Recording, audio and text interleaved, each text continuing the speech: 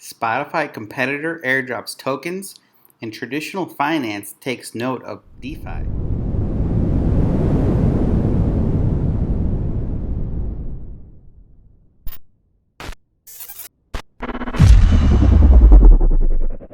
What's going on, guys? Randy here with another daily crypto video. Before I get into the content, I wanted to let you know about the Brave browser. It's just like Google Chrome. You can download Chrome extensions, but what's pretty awesome is built in our tracker and ad blockers. And this saves you on bandwidth, saves you on time, and on top of that, when you click ads, typically crypto-related ads, but Ashley Furniture has got into the advertising mix. When you click ads like this one for Ashley Furniture, you get paid out in basic attention token. Pretty cool stuff. If you guys want to try it out and get some free BAT, there's a link down in the description as well as a link in the comment section. All right, so moving on. So Audius, they distribute crypto to RAC and deadmau5 listeners. So pretty awesome stuff here. So Audius is they're a blockchain-based music platform that launched with a star-studded concert featuring deadmau5 and RAC. Must think the party is just getting started. On Friday, it retroactively sent 50 million in audio tokens to the top 10,000 artists and fans on the platform, which includes big names such as deadmau5, RAC, and Skrillex. Audius is a streaming platform akin to Spotify. However, it contends that streaming platforms in the music industry model as a whole are broken.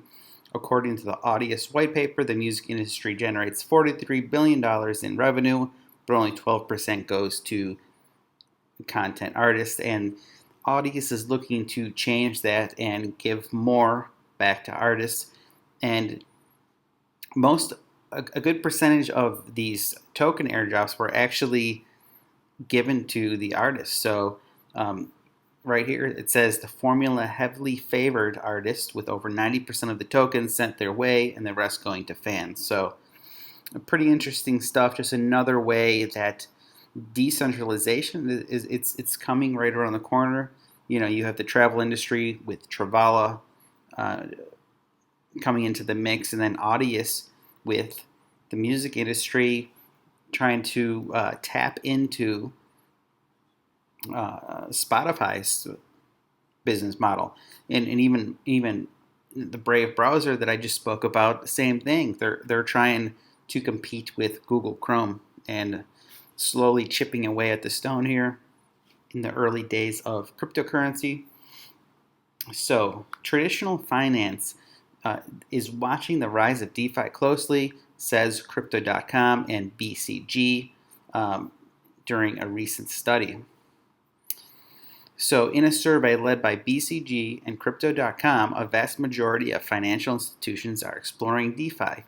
Many of these firms command multi-billion-dollar balance sheets and could shift the needle upon entering the space.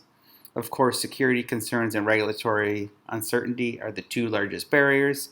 We just saw that just the other day with Harvest Finance just getting totally wrecked by scammers, and that's a huge concern for not only retail investors but institutional investors.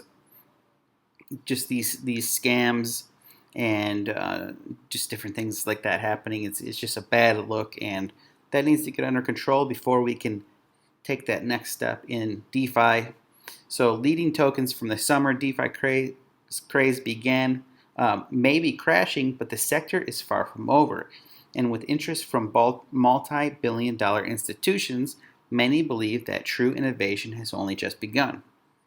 So traditional finance, they want their piece of the pie, the DeFi pie as well, of course. So in collaboration with Boston Consulting Group, Platinian, leading crypto company Crypto.com revealed that a staggering 86% of financial institutions surveyed are exploring DeFi.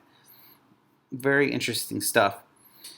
So it goes on to say here, Adding the next $10 billion to DeFi, retail investors have primarily dominated DeFi, and so far that has been sufficient to continue growing the sector. But adding the next $10 billion will come from a much different source. According to the research from BCG and Crypto.com, institutional investors are watching very closely. Polishing regulatory guidelines and doubling down on security measures will help them make the next step and bring DeFi across the line. It's coming, I mean, if we want DeFi to succeed, there needs to be that regulation. The regulatory part needs to happen in some capacity. Of course, we want to keep it as decentralized as possible, but there needs to be, institutional investors will never come in, and then again, do we want them to? But there's people on both sides of the coin. Do you want institutional investors to come in? Some may say yes, some may say no, but it's inevitable that it's going to happen. Eventually, it will happen. So, pretty cool stuff there. I'm going to leave a link down below for both articles so you can check them out. If you guys like daily crypto content, be sure to subscribe to the channel. And if you guys like the video, I appreciate a thumbs up. I will see you guys tomorrow.